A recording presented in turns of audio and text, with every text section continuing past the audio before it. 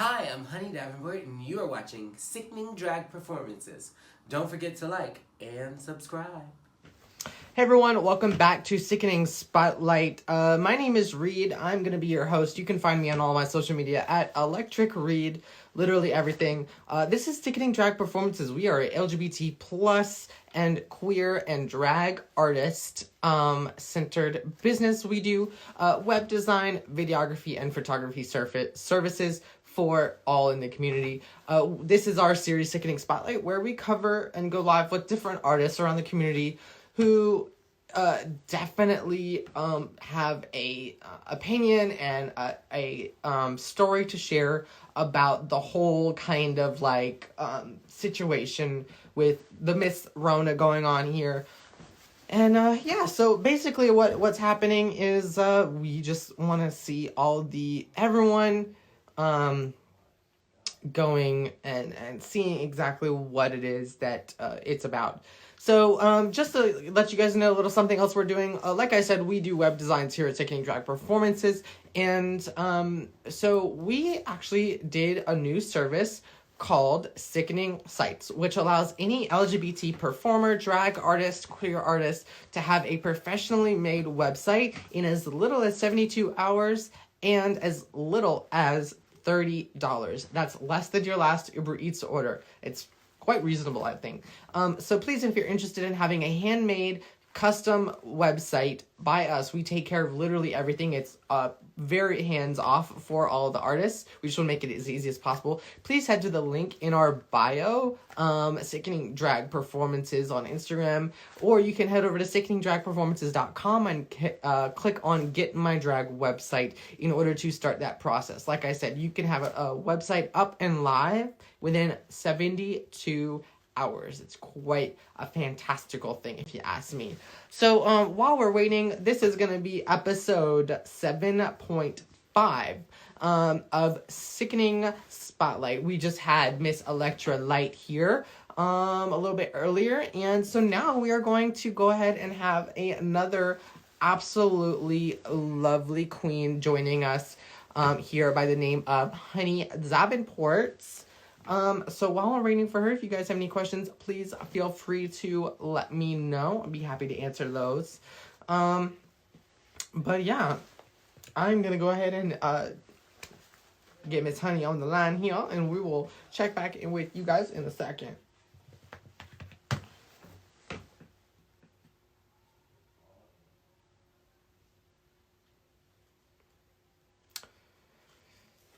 Hey everyone, if you're just joining us, please hang tight. We are here for Sickening Spotlight. We are going to be joined by a lovely guest, Miss Honey Davenport.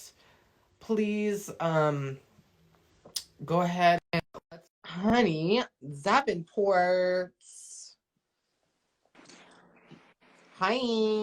Hi, how's it going? I'm good, Miss Thing. What is this you're wearing? This is a cute ass look, bitch. Oh, thank you, boo. Oh my gosh. How you been? So what have you been up to today? I did my brunch show on Drag for Fans. Hold on, let me get my little phone stand. I did my brunch show on Drag for Fans. I do that every Sunday with my good sister, Sophia Cristal. And then, because I'm in California, I got stoned and I took a nap. Work. I forgot that we were supposed to meet at our original time slot because the way that I've been coping with this is tons of marijuana and continuing creation, you know? Yeah, absolutely. No worries there. So you recently moved to LA. So after being like a true mother to the whole community in New York, what caused the move for you?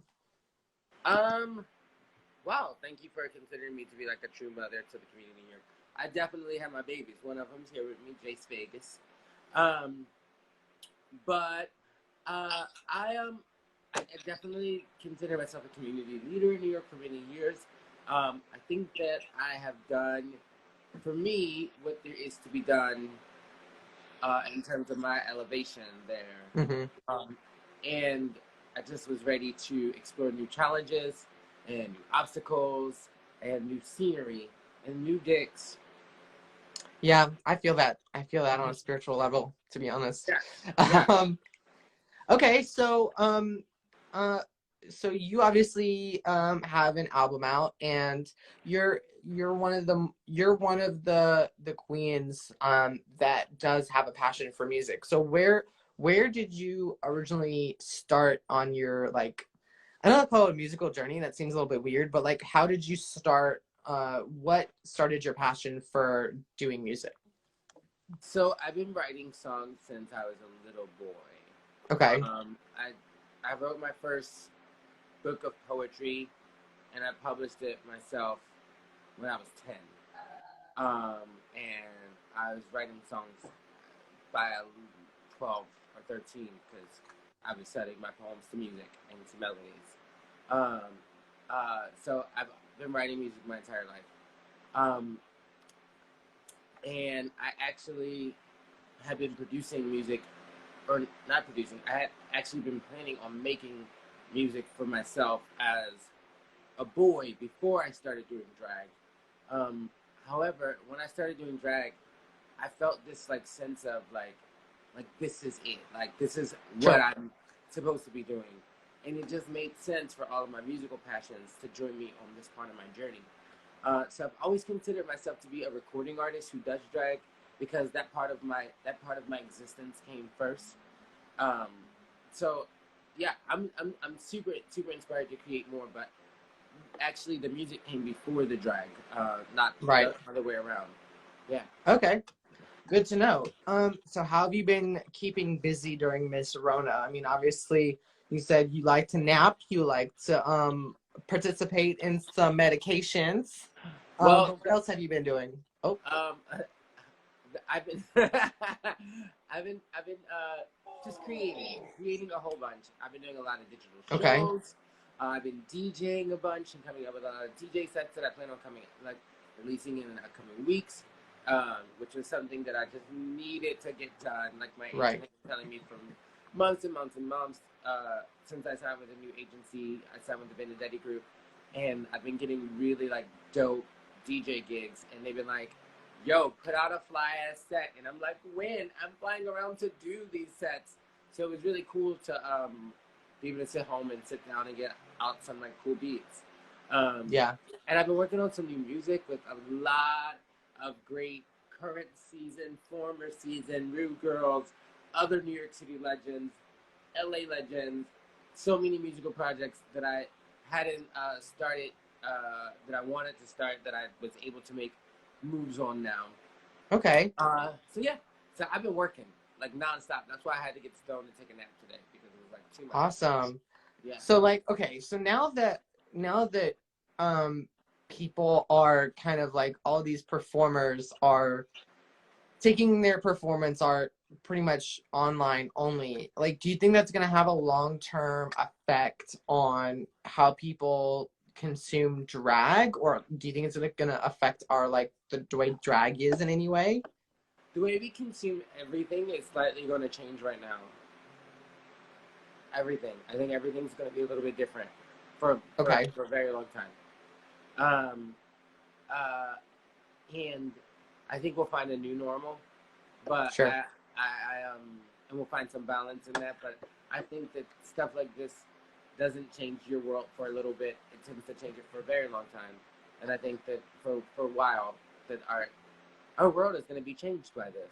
Yeah. And I think that's cool because elevation is pivotal. Like, you can't stay still. The world moves forward, you know? Yeah. Okay. So, I want to know, what are a couple of your favorite pieces of drag that you have? A couple of my favorite pieces of drag. Well, I would say my, they're all sort of, no, yeah, okay. So, a couple of my favorite pieces of drag. I have a beautiful Diego Montoya green Mother Nature gown that I would have worn for my sequin runway. You can find it on my Instagram page if you scroll back far enough. That's probably my favorite costume I've ever had. Oh, also it's on the video for Cocoa Butter, which has It came out exactly a year ago this week. Oh. Yeah, so that's probably my favorite piece of drag that I have. Also, like my other favorite piece of drag is my entrance look, actually, for but not my entrance look into the workroom, but my reveal look by Abraham Levy when he made me into like an actual bumblebee. Oh, yeah. That's one of my favorite things that I own. And then I have a really cool version of Pennywise that I really love, which is like Okay. I called one of my favorite New York City designers, Peretta Victory, and I asked them to make me a costume. It was a mixture of the old school and new school designs of Pennywise. Okay. So like it has the color scheme of the old one, but the concept and design of the new one. Gotcha. Okay. Yeah, Work. so that's like one of my favorite little things, and it looks like just a like cool ass clown costume, but it's actually inspired by both pieces. Oh, okay. Yeah. So as like an influencer in the LGBT like drag community, how do you think people who aren't as active on social media might be, I guess, dealing with the loss of work and like kind of the fact that, you know, everything has to take place online now? I mean, it kind of sucks, and it's hurting all of us, you know. And some people are having trouble adapting. Some people who don't do this so well. I mean, what I've been doing for people like that, like especially my sisters, is I've been calling them and trying to get them involved. You know, I Yeah. run a social media for drag for fans, and I've been trying to encourage as many queens to get involved in that as possible to keep them creating. I want to keep our minds moving and focusing on our future. And if it has to be like this for any amount of time, I want us as a community to be able to adjust. Um, yeah, so you know, people who aren't so internet savvy, I hope they're learning and they're growing and they're jumping in. I do have lots of sisters who are like, I'm gonna learn editing. I'm gonna learn this. I mean, I know I personally have been learning tons of stuff as well. Right. And then you know, I think it's our job as a community to grab all of our peers who are not moving forward and kind of help guide them through these really tough times and getting active. Right. You know. Okay. Yeah. So see, you're coming out with some new music. Absolutely. I am coming out with some new music, but I do have some current music that I've just dropped in the last few months. You know, I Okay. just dropped a song with Aja called Draw the Blood. Mm-hmm. I directed the music video for that. And since I've been in quarantine, I released a feature on Jace Vegas' Energy remix. And we Okay. recorded right here in my kitchen. Word. So that's out. And I think has a cool little like while in quarantine music video coming out soon. Okay. Yeah, and I got some other musical projects that I am going to make y'all wait for to hear about a little bit. I'm sort of going to Beyonce, y'all. I'm just going to release it like boom. I'm Okay. letting y'all know it is coming though. Okay. Got it. Yeah. Well, I definitely want to hear more about that. So, okay, let me think. What do I want to know about Honey Davenport? That's a hard one. I'm trying not to like I don't know. I kind of like ran through all my questions. Usually, like I can like you know you guys have like a you know a story or like I don't know. So, okay, do you have any questions for me while I try to think of questions for you? Oh, absolutely. Oh, work. Let me get one of those. I'm sorry, my boy Jace has opened up some donuts. Okay, pop them. I thought that you got donuts when we went to the market. Oh, see, why? Did someone show up with some food? Mmm. Bitch, I Okay. had so much food earlier. Girl, I ain't eating out or getting no fast food. I'm making everything in this house. I don't be touching nothing.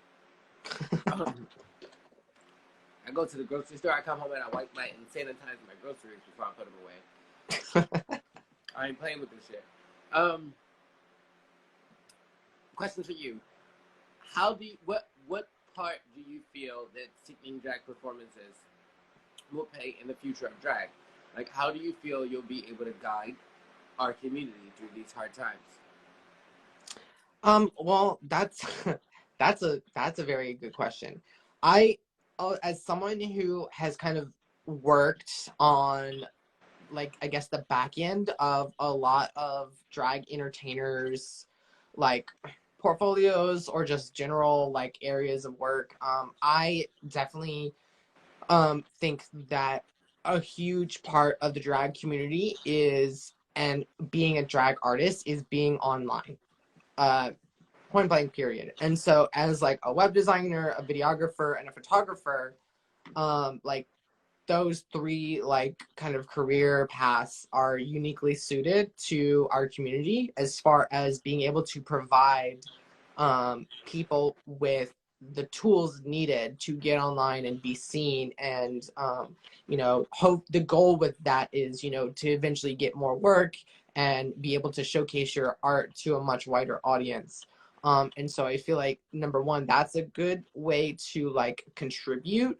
In the long run, I definitely have, like, I guess I definitely have, I guess, bigger goals. But I, like, I want to be, like,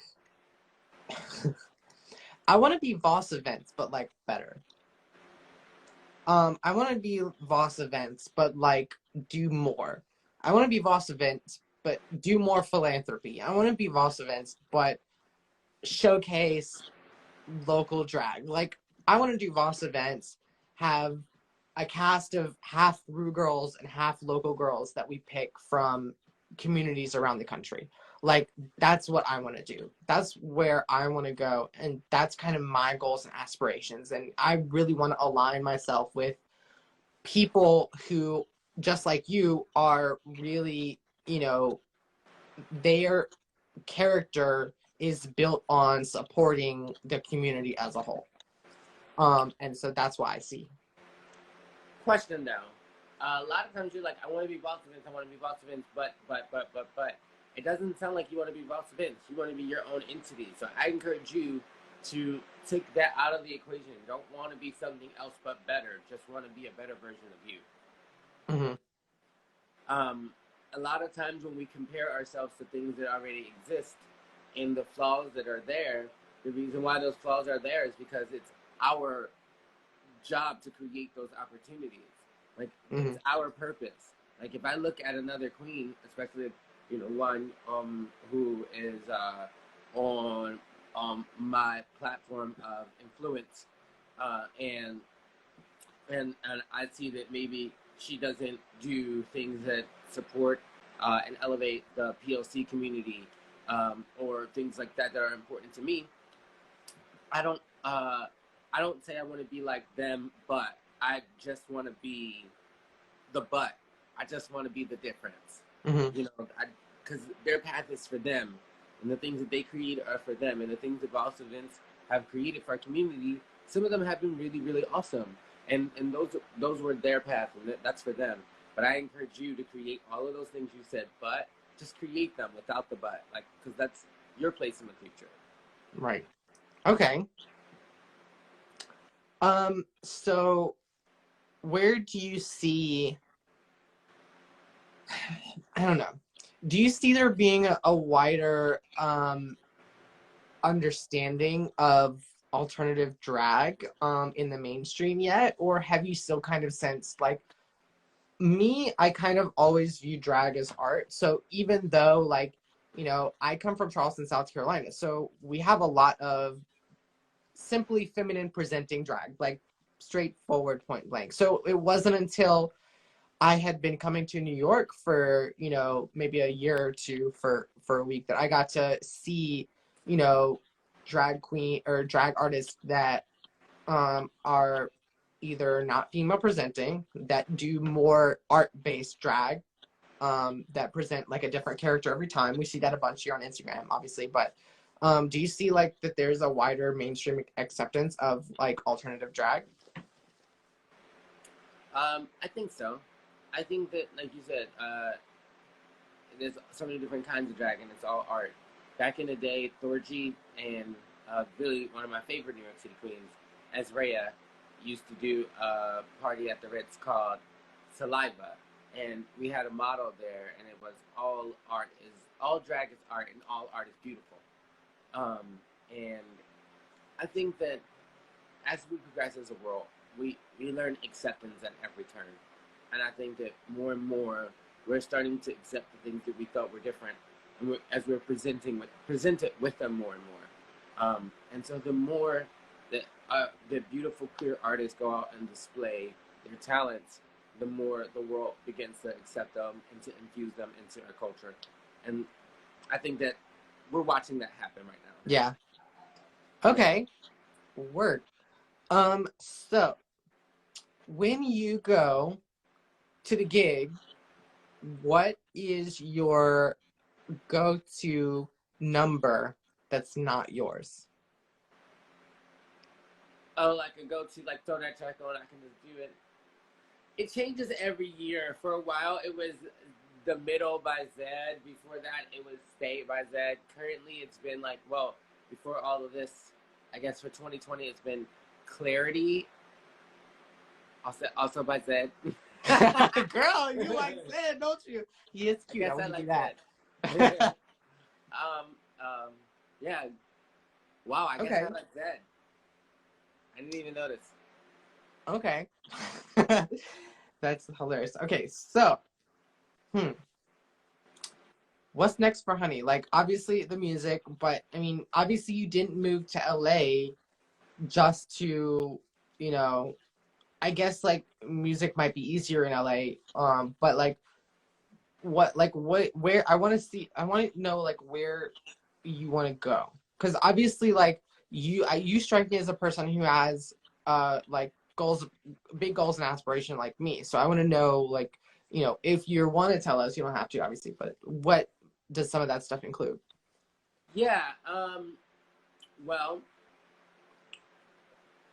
I've been saying to myself that I was just a New York City drag queen, and now I'm a Hollywood director. I directed my last music video, and it's just the beginning for me. I've been setting myself up with the tools and the resources to learn to direct and be even better and greater at it. Storytelling is something I'm passionate about, something I'm really good at being creative with. So I am definitely looking forward to more projects like that. I have some lined up, some with some of my drag race. Work. So that'll be happening in the very near future when all of this clears up. I'm gonna get to dive right into some really, really cool music videos in the next upcoming months, hopefully, if this clears up sooner. Okay, And perfect. so yeah, I definitely am taking on more of that. I'm also taking on a lot more of DJing. DJing is something that I've always done. It's something that I've always loved doing, and in the past year, I've been doing it so much more that I've grown so much at it, like to a place of like I really am comfortable and I enjoy it so much now, more than I used to. So it's something that used to be like a skill of mine that now has become a passion. Yeah, it was a chore, and now you like are like into it. I'm like, oh my gosh, I love this. Yeah. It's like my favorite. Okay, cool. So any more questions for me? Dang, I didn't come prepared to give you the interview today. It could be anything. My favorite color is fluorescent green. Fluorescent green? Why? It used to be regular green, like nature, like trees. But then I found that regular green is like just one of the other colors. I found that I liked the fluorescent green better because, yeah, everyone still knows what fluorescent green is, or like neon green, but like it just pops and is so different from all the other colors. I feel like. Right. You like colors that pop. Yeah. And like they pop in your face. They don't just pop. You know what I mean? Right. I do like me some bright ass green. There you go. I asked you a question. Why do you like fluorescent green? Not an excuse, bitch. What's your favorite city you've ever been to? Stockholm, Sweden. Tell me why. While I'm not technically like the biggest fan of like architecture, the architecture in that city was amazing. The architecture, you got something in your eye, or were the buildings just very erect and tall? Yeah, it was a lot closer to that. I think it was a very beautiful all around place to visit. You know, around it is what you're saying. Mm-hmm. I used to work on a cruise ship, so we did a transatlantic kind of tour, and then for 3 months, our cruise ship went around the Baltic Sea. So we were in St. Petersburg, Russia. We were in Helsinki every week. We were in Stockholm every week. We were in Copenhagen every week. We were in Germany. What did you do on a cruise ship? Huh? What did you do on a cruise ship? I was a lighting specialist for the Broadway shows that were on board. So we had 2 Broadway shows, Rock of Ages, as well as Burn the Floor. They are a French-based elite dance company that has had shows on Broadway as well. Where? And so that's what I did for 6 months. I only did 1 contract, and that was back in January to July of 2018 is when I did that. So, nice. Yes. But yeah, Stockholm, Sweden is Liddy. Liddy is a titty. Nice. Okay. So what are you doing tomorrow? Tomorrow I'm doing the Hive Jive on Twitch. It's my live DJ set. Okay. Hive Jive live DJ set. Hive Jive live. Gotta get that alliteration. Right. Okay, cute. That's twitch.tv/Honey Davenport. Is it official? I don't even remember. Twitch.tv/Honey Davenport. Yeah, it's just Honey. Okay. Speaking of which, where can the kids find you on all the other social media besides here and Twitch? Most things I'm Honey Davenport official. On my Drag for Fans and my Twitter, I'm Honey_Davenport. Okay. Yeah. What? But all the rest of them, my Insta, my YouTube, I'm Honey Davenport official. All right. Well, you know what? Thank you so much for taking the time out of your day to come chat with me. I look forward to kicking and collabing a little bit in the future. But for now, we got some stuff. We got some stuff coming. Thank you so much. Have a wonderful rest of your day, and I'll be talking to you very soon. Okay? Okay. Bye. Bye. Thank you so much, everyone. This has been another episode of Sickening Spotlight, episode 7.5. That's a new one for me. But yeah, 7.5. We just did Electrolyte earlier today. It has been such a wonderful time. Once again, you can find me. I'm your host, Reid, at all social media, just at Electric Reid, Snapchat, Facebook, Instagram, Twitter, LinkedIn, the whole 9. You can also find Sickening Drag Performances online, all social media here, Instagram, Facebook, as well as YouTube. We have 1,200 videos on our YouTube channel. Please go watch some of them.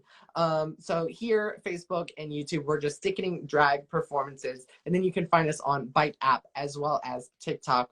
Sickening Drag Queens is going to be our handle there. Thank you so much, everyone, for watching. You have a wonderful rest of your day, and stay sickening.